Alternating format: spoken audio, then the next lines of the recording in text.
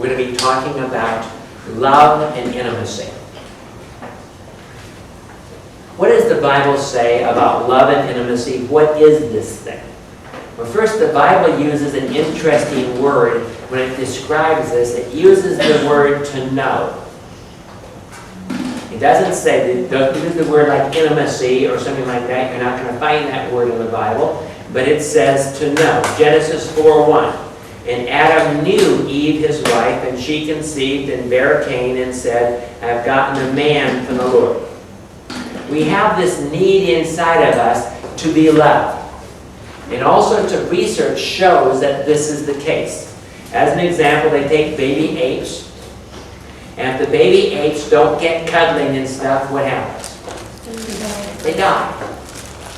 They even run ones where it even helps if they just take a wire cage and put some fur on it that the little baby can hold on to. That's better than having nothing at all. And there are all sorts of research and studies. Like as an example, it wasn't meant to be a study, but it turned out to be one. There was an orphanage in Korea. And in this orphanage, they had 2 orphanages that belonged to this organization. And this one orphanage, all the kids were doing great. And this other orphanage, all the kids were not thriving, and some were dying and sick and everything else. And then something happened. They didn't realize they were doing it, but they transferred one nurse from this orphanage to that orphanage. And all of a sudden, all the babies over here started dying, and all the babies over here started thriving. Guess what happened? They transferred the one nurse. See, in orphanages, you can sort of just feed kids and so on. Well, the one nurse that really cared about the kids, and she would go around hugging all the kids and picking up all the kids and doing everything. And so they all of a sudden realized maybe they need to teach their nurses to spend time with the kids. How about reaction attachment disorder? What is that? That is where a kid didn't get bonded with their parents. They didn't have the hugging and the closeness and so on early in life. And when you have that, all sorts of horrendous things happen. Like no conscience, like just hurting other people, burning down houses, blowing up pets, everything else you can imagine comes out of this. And it usually ends up then in defiance later on, and even in antisocial personality disorder. And so it just shows you how important all these things are that we're talking about. How about teenage rebellion? You know what usually underlies teenage rebellion? A kid who doesn't feel loved and respected or cared for. Because see, if I don't believe you have my best interest in mind, what's the next thing that's going to come out of my mouth? Therefore, I have to take care of myself. And the more insecure I am and the more I have to take care of myself, the more I'm going to be self-centered and self-focused, aren't I? And the more of a problem that we're going to have. It's even a quality of life issue. You know, what if all we had in our society were men? What would life be like? Yeah, all be at work, accomplishing things. There wouldn't hardly be any relationships. I mean, the fun would be just missing from life, right, ladies? No question, right? And studies all show that men don't seem to have much of a clue, because in our society we don't train men how to be emotionally sensitive and how to care. We just train them how to get stuff done. And so they miss out on that. But what happens then when we stick a man and a woman together? As we've talked before, they think, these men, you know, God really made a mistake. You know, the second time he got it right. But there are very big differences here. Now, the first thing we need to realize is we have 5 different types of love that make up this thing called intimacy. And the good news is in the Bible and through the Greek language, some of these words are not all in the Bible, by the way, we can differentiate the different types of love. But I'm suggesting they all make up this one package called intimacy. And that package consists of, first, romance. What's romance? That's the chase. That's the desire. In the Greek, this is the word eros. Then we have unconditional love and commitment. Okay, that's the agape word in the Bible. And by the way, which of these words does the Bible use the most? Agape. Okay? Then we have friendship. That's the phileo, or Philadelphia. Brotherly love. Then we have physical love, which the Bible uses the word to know for. And then we have spiritual intuition, or goal orientation. That's the word phileo. T-H-E-L-E-O. When one cries, the other one feels salt. It's that kind of a connection. I'll go over this one more time. We have romantic love. We have commitment. We have friendship.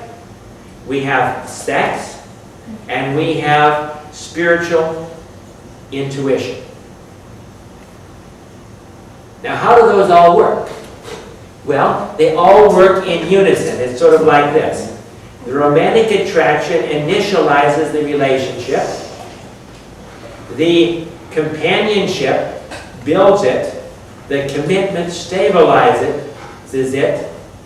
The goal orientation directs it. And the sex cements it or connects it as an attachment. So do you see, all of these pieces are necessary to get the whole package, right? But what do you think happens? Some people emphasize one piece over the other pieces, and to have the whole thing like it needs to be, you need all of them, and they all need to be sort of in unity, and they all need to be together. A little bit later on, I'll give you a model that I use for dating that ties all of these in. Next, the languages of love. How is it, and this is a very famous area, the book called The 5 Love Languages. Okay? Why do we need these? Because unfortunately, we all speak different love languages, and we many times even put other people down because we don't have their love languages. How many times have you ever heard someone say, "My dad really never loved us, he just bought us with gifts"? Is that valid? No, it's not. Because all it says is Dad had a love language of gifts. And I didn't have that love language. What are the love languages? First is words of affirmation, quality time, receiving gifts, acts of service, physical touch. See, so many times, by the way, what love language do most guys have? Service. How many women, that's what you're really looking for? Some of you it is. But women usually have what? Words of affirmation or quality time. But also it could be physical touch. How do you get these love languages? What you were taught in your family and what needs you have. Let's say you were in a family that wasn't huggy, that wasn't close. It was a good German family that all we did was work. What do you think your love language might be? Well, you might have learned service from your family, but what do you think you desperately need? Touch. And the problem is what? If one person is sending one love language and it's not your love language, you're not going to get it. So you're not going to feel loved. And how many marriages do you think you're going to deal with where the people say, "I don't feel loved"? Well, one of the things you have to do is find out their love languages and see if that's the disconnect. That's why I'm giving that to you.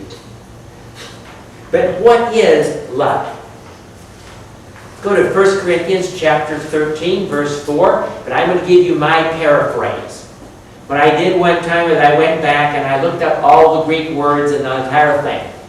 And then I put them more in modern language so we could understand them and made a paraphrase of that I think expresses it to people a little bit better than maybe the King James does or whatever. Okay? This is my paraphrase. I want you to think about it. If somebody loved me this way, how do you think I would do? Okay? Love puts up with a lot, is calmly nice, is not competitive, is more concerned about others, humbly serves others, is not offensive in any way, is not demanding, is not irritating or easily exasperated, doesn't hold the past against you, loves the truth and hates evil, is always on your side trying to make you look good, always believes in you, always expects the best in every situation, never quits or abandons you no matter what happens, and is always and will always be totally committed to you. How do you like to have somebody like that in your life? Do you think that maybe that you can have a relationship with somebody like that? Well, you can. Because God is love, and that's the type of love He is, isn't He? And of course, that's the type of love He's trying to produce in each one of us, and the kind of love that He wants you to give to your mate. See, in the Bible, when we're talking about marriage, every time, with one exception, philia was only used once in the entire Bible concerning marriage. In all other times, the word agape that I just described to you here, that particular type of love is what's emphasized.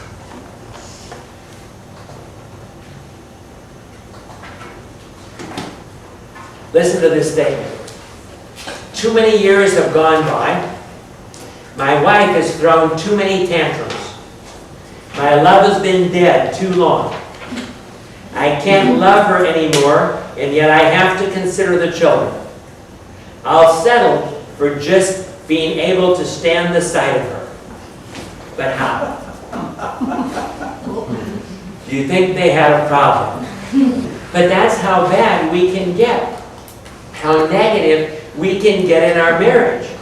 See, unconditional love only comes from God. When we're in selfish love, that's the kind of mess we can get into. Did you hear what he said? Why did he feel the way he felt? Because of her temper tantrums, because of the things that she had done. And if you're doing that, who are you focusing on? Yourself. You see, that's not unconditional love at all, is it? But unfortunately, a lot of us are confused by all of those kind of things. And we have problems in our life. In fact, a lot of the problems that we have in our life have to do with this very thing that I'm calling selfish love here. And you can see it all over the place. Okay, I remember back when I was dating, and yes, that was in the ancient days, of dinosaurs, that girls used to have this favorite poster on the wall. And this is what it said. I love you because of what I am when I'm with you.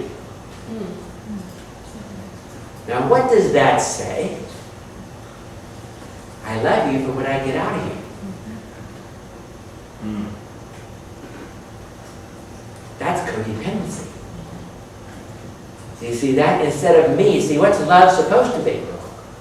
Me valuing you, having your best interest in mind, and giving to you. But unfortunately, most marriages in America are based on selfish love. I get into it so I can get my needs met. Right? And then what happens if I don't get my needs met? We have irreconcilable differences. Right? We have a divorce. We have all sorts of things that go on. And see, the problem is with selfish love, we protect ourselves in all sorts of different ways. Like, I'll tell you what, I don't want to be hurt anymore, so I'm not going to marry you, let's just shack up. And every one of those turns around against us. You know, we know that if you shack up with somebody, you have a 240% higher chance of divorce. What is the divorce rate, by the way, for people that are protecting themselves so they're not going to get married so they don't get hurt so bad? What's the overall divorce rate? Around 50%. Marriages in which where there's not a marriage or just living together is 80%. See, the problem is all of these things that we have to protect ourselves in selfish love turn around against us. The eating addictions, sexual addiction, romance addiction, relationship addiction. What are they? Attempts at artificial intimacy, a false intimacy, of trying to meet your needs in some other way so you won't be vulnerable to somebody else. What is lust? False love. It's selfish love. See, lust is very, very different from love.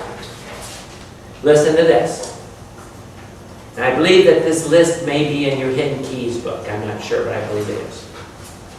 Love is personal. Lust is impersonal.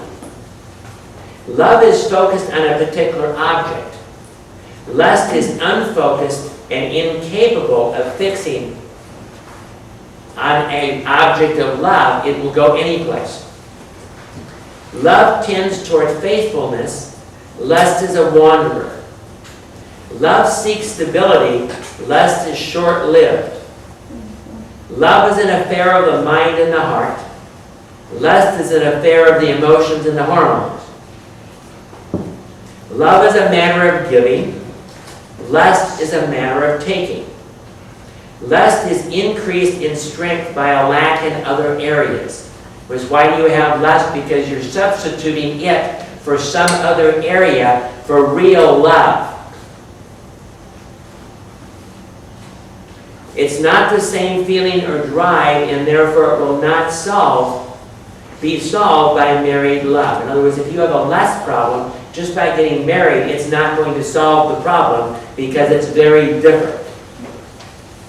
Lust depletes your drive, and it makes married sex less stimulating. Lust is like a drug. It always requires more. It destroys intimacy within you.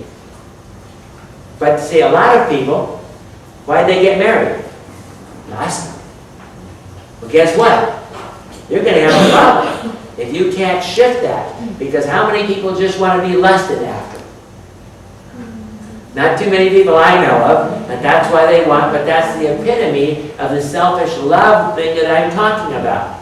We have all sorts of problems throughout our entire society based on that, don't we? Because what do? We don't attach, we don't get close to people because we might get hurt. Or if we do, we superficially attach. Or we replace it with something else, and it causes all sorts of havoc. Our society is a particular one that is really messed up in this whole area of love. And we can just go down the list of soap operas and homosexuality, everything are all problems of love, aren't they? What are they? We're getting the wrong target. Research says you can build a target for lust on anything. But it's not going to help you. It's not going to meet your deepest needs. Now let's look at a theory. And this theory, unfortunately, applies. It's called Harvey's or Harley's love bank theory. Now why do I say unfortunately? Because it's based on selfish love. And this is what Harley's love bank theory says. It says you have certain needs, right? And to the degree somebody else meets your needs, to that degree you give them positive points.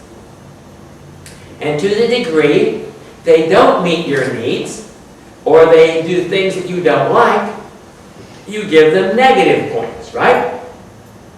So you start out with 0 and you have a bank account for everybody you know. And if you don't know them, they're a 0. Okay? But let's say you meet them and they're pretty nice to you and they're reasonable, and you give them points in your bank in their bank account, and when they reach 250 points, they're an acquaintance. When they reach 500 points, they're a friend. When they reach 750 points, they're a best friend. When they reach 1,000 points, you're madly in love. The opposite is also true. If they're negative and you see them as an acquaintance you're not very fond of, at minus 250 points, down at minus 500 points, they're an enemy. Around minus 750 points, they're a worst enemy. And when you get down to 1,000 points, this is what one lady said to me: I get physically sick if I even think of him. That was her husband, though. So do you see the situation? Now Harley goes into this further, and he gives us what he believes are the needs of the people. One of his books is called His Needs, Her Needs. We usually carry it. If you want to get it, you can read it. And these are the needs as he figured them out from research. Other people will give you slightly different lists, but they're still very useful to understand of how different men and women are in these needs. We've covered it a little bit in the previous lecture. We haven't gone into his particular list in detail. Women. The first thing women need is affection. The second thing, conversation. The third thing, honesty and openness. The fourth, financial support. The fifth, family commitment. Again, affection, conversation, honesty, financial support, and family commitment. Men. I want you to see how different this is. You might want to put down your list right next to the women's list. Put your man's list right next to it so you can compare them. Number 1, sexual fulfillment. Number 2, recreational companionship. Number 3, an attractive spouse. Number 4, domestic support. Number 5, admiration. Give them to you again. Sexual fulfillment, recreational companionship, an attractive spouse, domestic support, and admiration. Now another book, Love Busters, he gives you the negatives. These are the worst things that mess up your marriage. And of course, what does he say? Remove the negatives first, like we said before, and then add the positives. Why? Because research says that you have to have 5 times as much good in the marriage as negative. So therefore, every negative you removed is equal to 5 positives, right? You follow that way of thinking? Okay? First thing, angry outbursts. If you have an angry man. Second, disrespectful judgments. Putting the other person down. Third, annoying behavior. Fourth, selfish demands.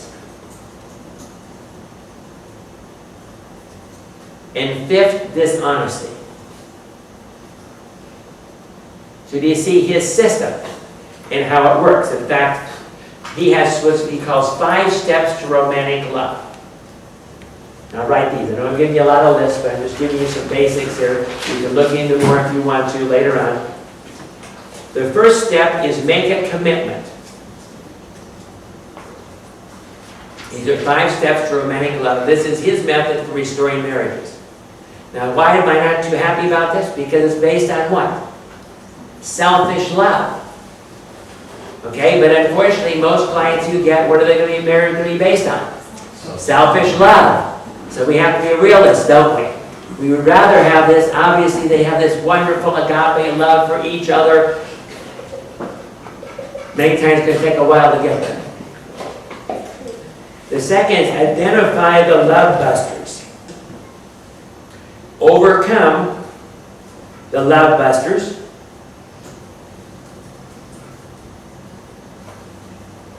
Identify the needs and meet the needs. It's very simple, isn't it? What's he basically saying? Get rid of the love busters and make a commitment, get rid of the love busters and help them to meet each other's needs. That's his basic method, and he's very effective at helping marriages do that particular method. One more thing I want to look at. How does intimacy develop? Again, I'm drawing from a lot of different authors here and just putting stuff together for you. This is by Murray Davis rather. And he has 8 steps and he gives you. Actually, I believe it's 9. I have one here I don't seem to have here. And he has these different steps that a person goes through. 1, 2, 3, 4, 5, 6, 7, 8. When you develop intimacy. The first one he calls is pickup.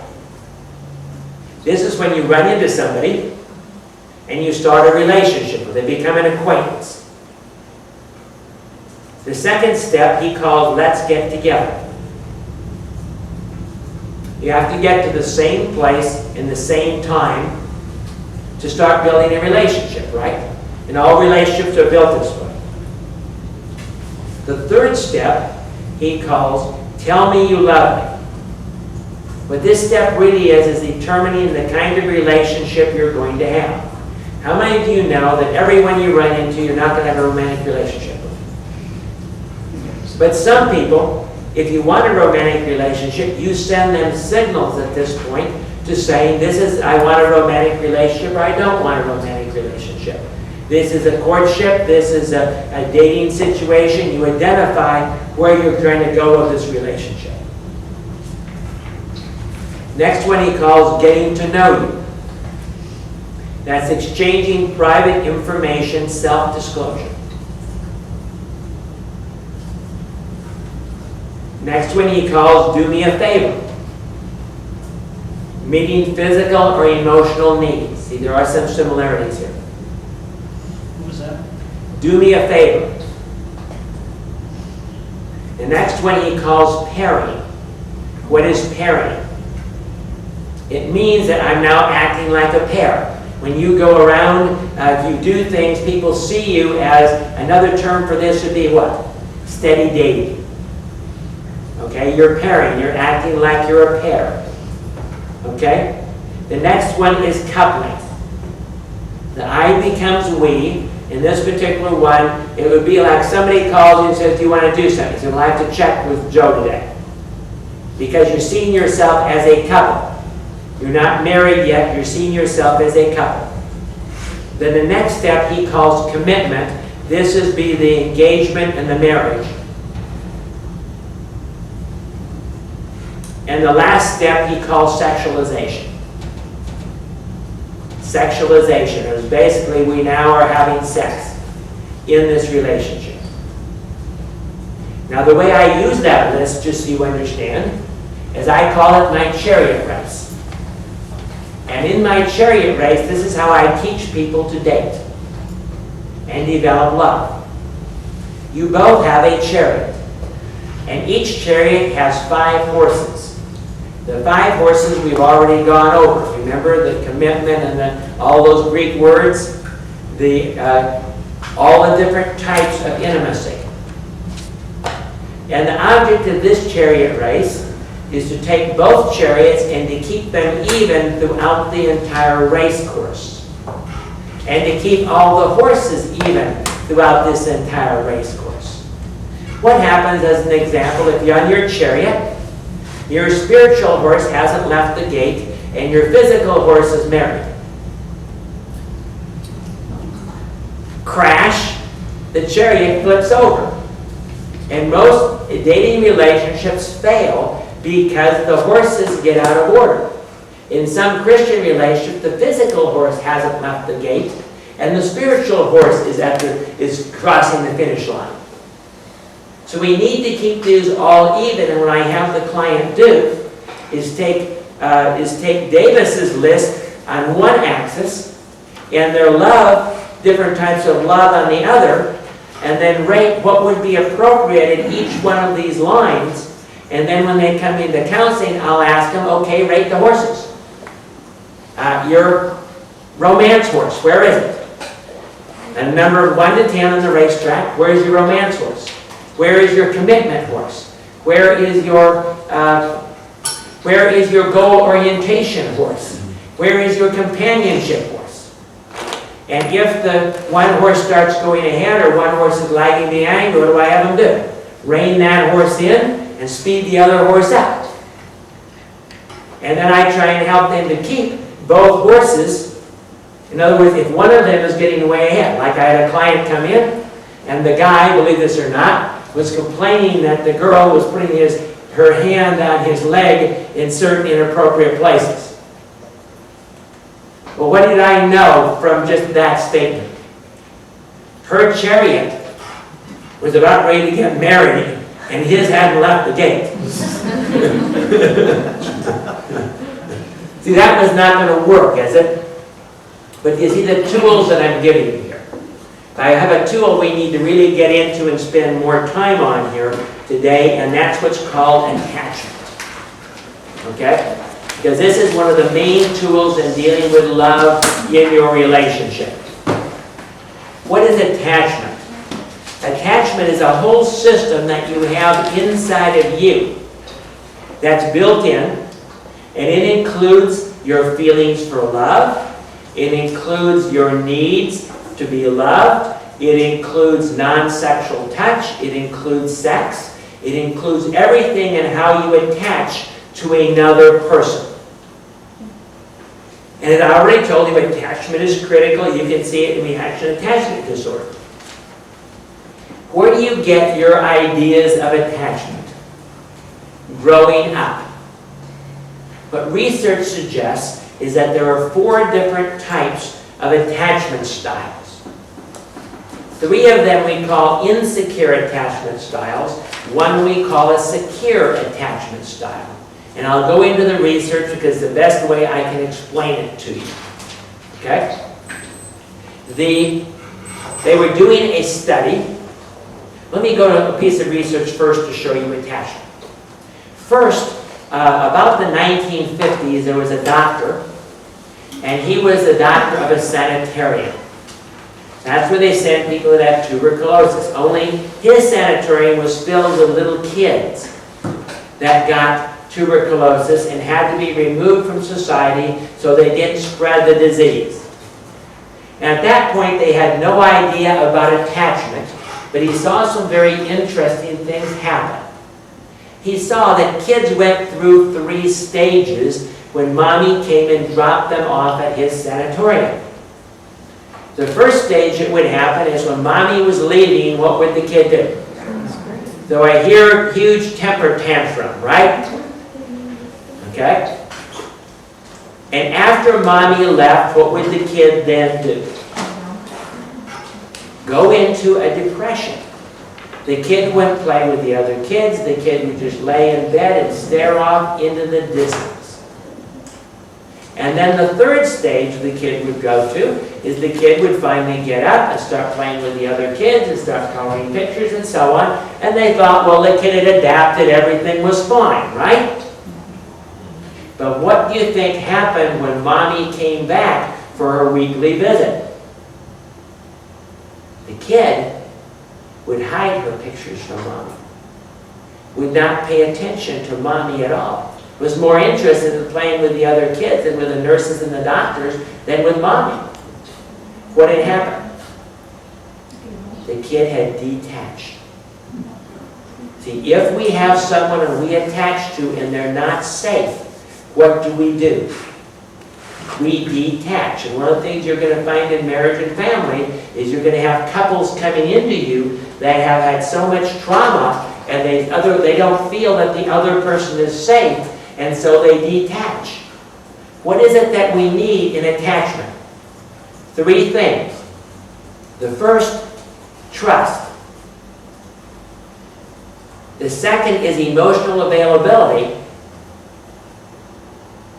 The second is availability, and the third is emotional sensitivity. So it's trust, availability, and emotional sensitivity. Because what are we talking about? When the little kid skins his knee, what is it that he's looking for? A mommy to pick him up and give him a big hug and tell him that life is okay. That's what attachment is at its most fundamental level, isn't it? Okay, now let's go back to another piece of research. They took little kids, say 3 years old, and they brought them into a waiting room like a doctor's office. And in this waiting room, they put one stranger and mommy and the kid. Then somebody came and got the kid. Somebody came and got mommy. How do you think the kid reacted? Well, initially, they reacted, they threw a temper tantrum, they cried when mommy left. Most of them did. But one particular type of kid did not. They didn't even pay attention when mommy left. And of course, what did they think?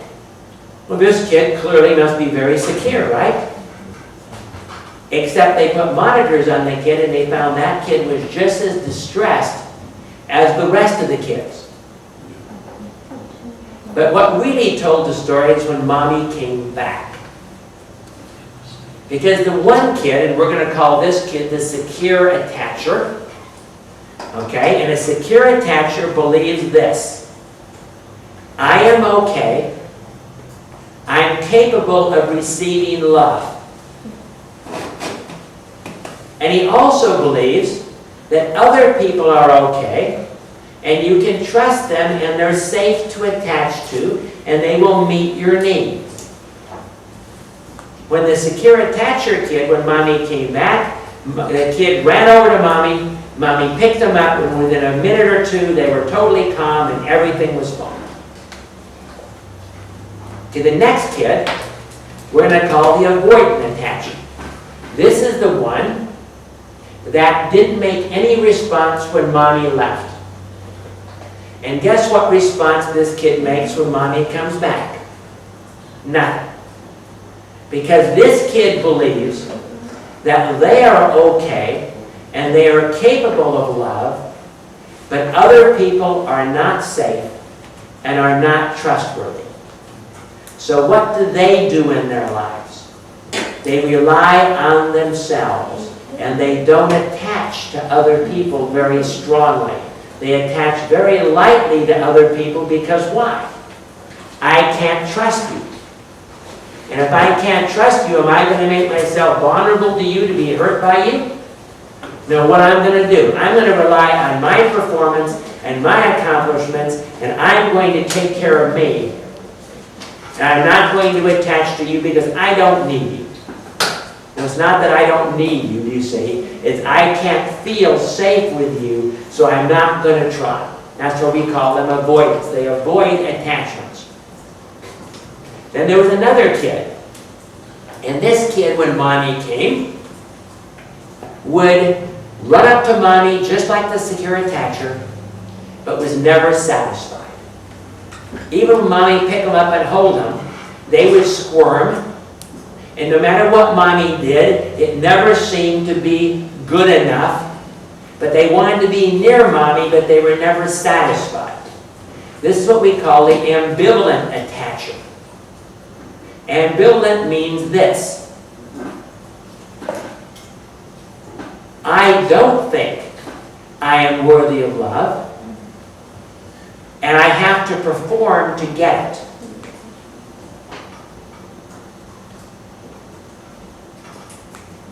But I do believe you are capable of giving me love, and you are trustworthy, and you are safe if I can perform well enough. See, that avoidant attacher, they become performance-oriented. They become, they try to accomplish, don't they?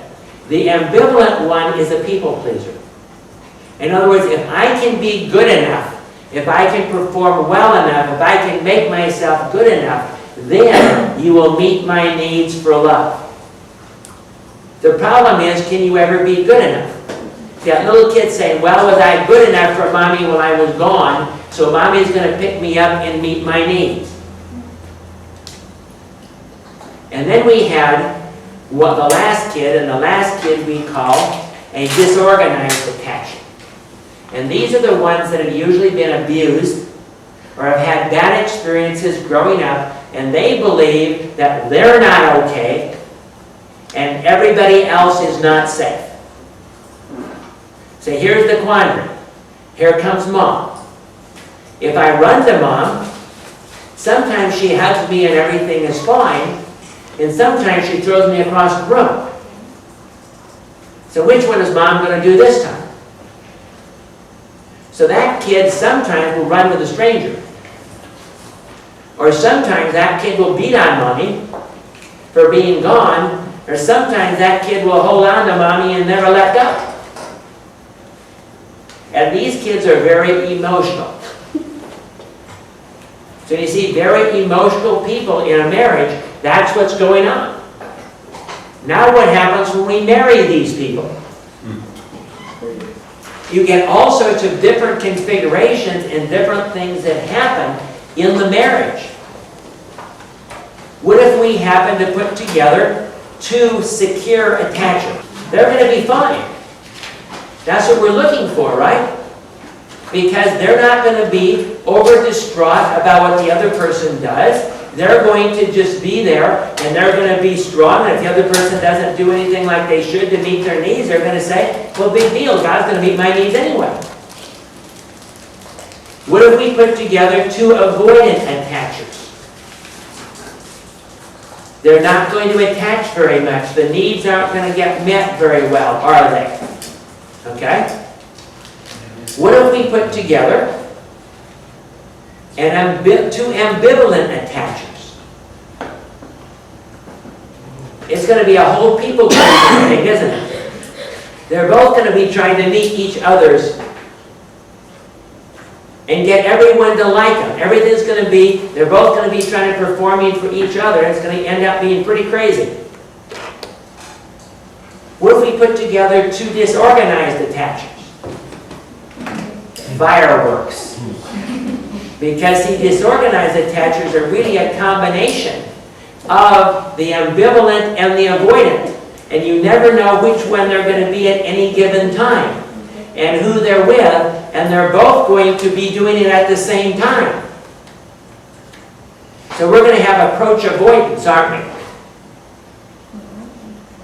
And who knows where's going who or what's happening. And through the emotionality, you're going to have major, major problems. When you're dealing in the area of physical abuse, when you're dealing in all sorts of stuff like that, that's what you're dealing with. And it's total chaos. See what's going on? And if you think it through, you can figure out, now if we take this one and we match it with this one, what are we going to do? So in your therapy, you need to figure out what these people are, because you'll be able to predict, and you'll be able to see, once you figure it out, how they're relating to each other and what they need and how their needs get met. Now let's talk more about attachment theory then. This attachment system, what does it look like? It looks like a thermostat. In other words, I have my range of when I feel adequately attached, right? And as long as I feel adequately attached to you, what do I do? Nothing. Everything is fine. But what happens if you start moving too far away, like you're not available to me, you're not home enough? What happens? My attachment alarm goes off. Ding, ding, ding, ding, ding, ding, ding, ding, ding, ding. And I say, you're never home anymore. I'm mad at you. In other words, you turn on the heat.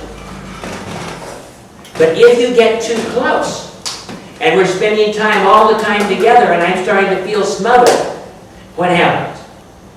I turn on the air conditioner. I need some distance. Now, what do we have when we put two people together, though? We have two different thermostats in the same room, and what if their settings are different?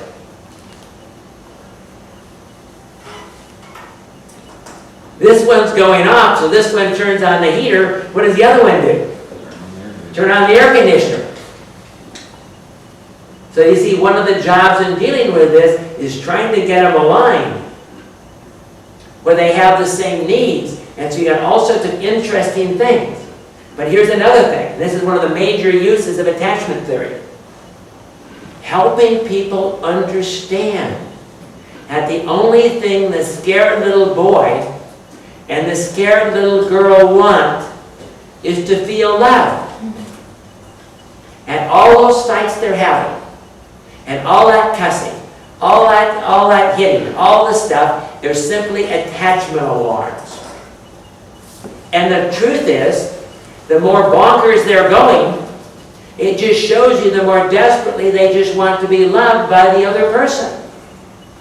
And so through attachment, you can reframe everything that's gone on in their marriage and help them understand, no, this doesn't mean this person hates your guts and they're your enemy and they're out to get you and they have a goal in life to destroy you. It means their attachment alarm has gone off. And basically, they're feeling you're too far away and they're just trying to get you to come back so they can feel secure in your love. What is it that we desperately need? We desperately need what's been called a safe haven marriage. There's a book out by Dr. Hart and his daughter. And what's a safe haven marriage? One in which we feel secure that we can trust the other person, that they're available to us when we need them, and that they're emotionally sensitive to us when we need them. And that's what we all want, isn't it? If you could find a person like that, wouldn't it be great?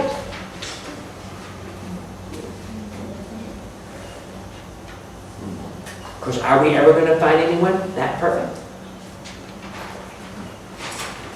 Okay, now we have another thing. It's called an attachment wound. What is an attachment wound? An attachment wound is when your attachment alarm goes off and you go to your mate because you feel insecure because they're not available to you or you can't trust them or they're not emotionally sensitive. And instead of being emotionally sensitive, they discount you or they blow it off. Now you have an attachment wound. And see, that's what you're dealing with in a marriage, aren't you? All those dead cats under the carpet. Those are all attachment wounds. And you're going to have to learn how to help them to first see them as there's just an attachment alarm that I handle wrong. But you see, there's a whole way of looking at marriage just based on this whole attachment theory that we're talking about. Okay, how do we get out of it? What if you are an insecure attacher? Let's go through those just for a second again. Remember, we have the secure attacher. They believe, I'm okay, you're okay. The ambivalent attacher believes, I'm not okay, you're okay, so they're a people pleaser. The avoidant attacher believes, I'm okay, you're not okay, so therefore, I can't trust you. And then the disorganized attacher believes, I'm not okay and you're not okay. Okay? Now, how are we going to do that? What is the basis of this whole thing? Insecurity. Fear. And where is the fear? It's inside of me. And you see, this is also the entire basis of selfish love, isn't it? See, do you understand, if I'm okay, and I know God's going to meet all my needs, then I can love you unconditionally, can't I? But if I'm insecure and I need you to meet my needs, what am I going to be? Selfish. I'm going to try to meet the needs of the self, right? So it's insecurity within me. So what are the steps to take a person from insecure attachment styles to a secure attachment style? Because if we're going to have unconditional love in this marriage, that's going to need to happen, isn't it? So what are the steps for that? And how do I do that?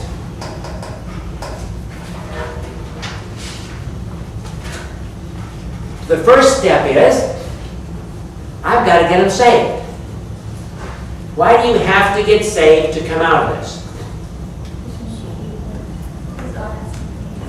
I'm going to suggest that unless God meets the needs of the person, can we ever be secure in this life? See, there is no security outside of God. If you remember the principles of salvation by faith, what were they? To the degree I really believe that God will meet all of my needs for love and security and self-worth and significance in my life, to that degree I'm set free from trying to meet my own needs and my own strength of the self, and to that degree I become unselfish. And the only way I can deal with this is to come out from that selfishness, or I'm always going to have what kind of love in my life? Selfish love. Self-centered love, and I'm going to fall into the trap that the rest of the world is in, that is based on selfish love. That's why we have so much divorce. Is because everyone's out to meet their own needs. And if the other person doesn't meet my needs the way I want them met, I'm out of there. Because my entire goal is to meet the needs of the self. So we have to have that relationship with God. That's the first thing called salvation. The second thing we need to do is we need to have a secure base of operations or a secure attachment with somebody. Where am I going to find somebody that is perfectly trustworthy, that is always available, and is perfectly emotionally sensitive? It's God. He is the perfect attachment figure, isn't he? In all cases. Because think about this. Since God is perfect, he can't lie, so therefore could we trust him? Secondly, is God always available? Yes, he is. Thirdly, is God emotionally sensitive? How many of you saw the Passion of the Christ? Do you think that he knows what it feels like down here to go through just a few things? See, he walked down here with us, and the Bible says because of that, he's totally emotionally sensitive. He knows what it feels like to be a person, and that's why he can intercede for us. So the first place you go is you need that secure attachment with God. We need that experience. See, what if we could go back to you as a little kid?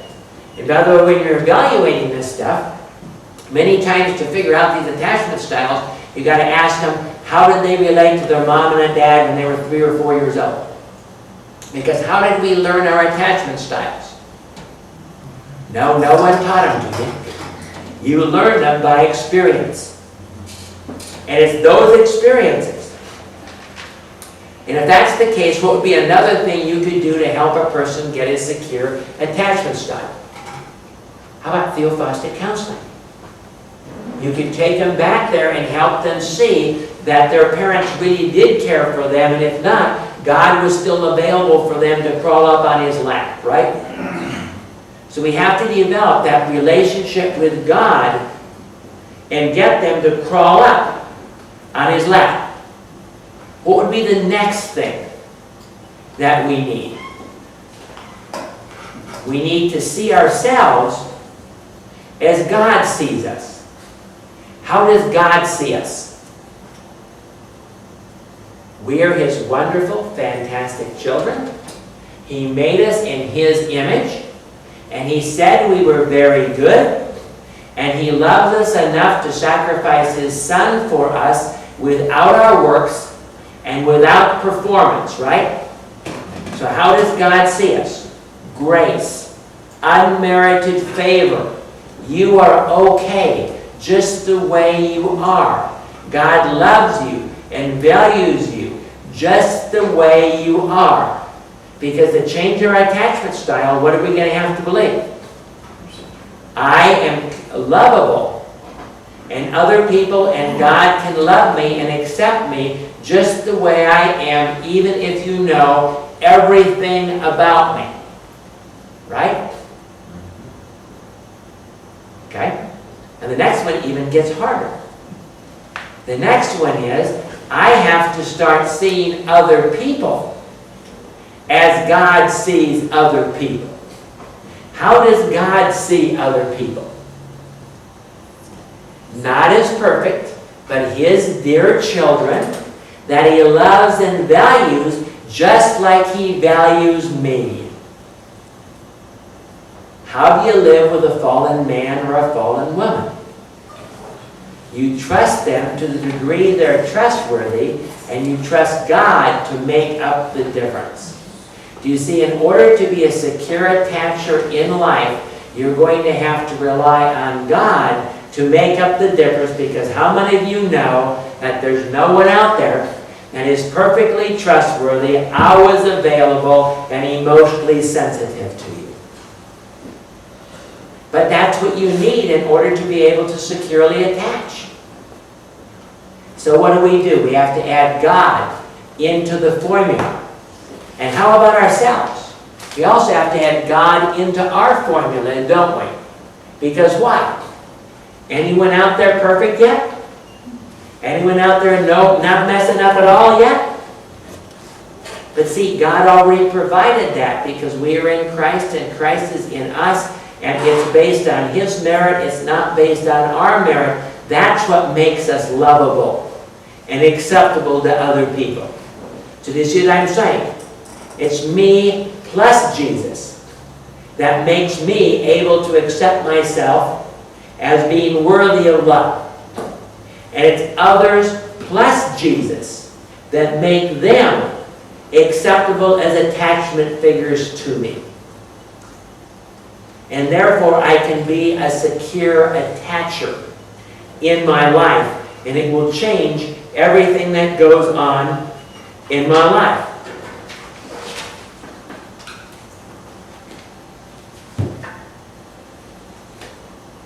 Insecure attachment styles are changed through the experiences of healthy earthly and heavenly attachments.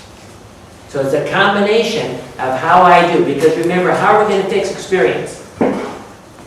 Only by new experiences, right? Or new interpretations of the experiences. When am I a healthy attacher? When I'm no longer hiding from you. When I no longer have to hide my vulnerabilities. When I can be open to you. And you can be open to me. And what is that? That's intimacy. Intimacy is to know and be known as you really are. And as long as you have to have all these defenses and do all these things like the world does, what's that a sign of? You're still an insecure attacher, and you're still operating in the realm of selfish love. It's when I can really attach, when I can really be open, when I can be myself around you. When you can be yourself around me. That's what healthy attachment looks like. In the Bible, if you want to look at that, we have a very excellent model of a healthy attacher in Jonathan. In fact, we've got the entire model there that you can look at of understanding what God does. See, Jonathan is a secure attacher. David is an ambivalent attacher. Michael, his wife, is an avoidant attacher. And Saul is a disorganized attachment. And if you'll study their lives, you will see all of this just laid out before you. For example, think about David. See, ambivalent attachers, because they feel that they're wrong, perform for other people. Do you see how he performed for Saul? You know, he's chasing Saul all of his life, even though Saul's trying to kill him. Because he doesn't see the problem as Saul, he sees the problem as himself. And he spares Saul's life twice. And then when Saul is killed, he eulogizes Saul equal to eulogizing Jonathan, his best friend. You see, Jonathan did a lot for David and helped David later on. And because of that coming together, Jonathan helped heal David. But Jonathan was such a secure attacher that he could be friends with David and friends with Saul at the same time. He didn't have to take sides. And he finally dies in battle along with Saul's side, even though Saul threw javelins at him. Secure attachers are a wonderful blessing. Jesus is the answer for the world today.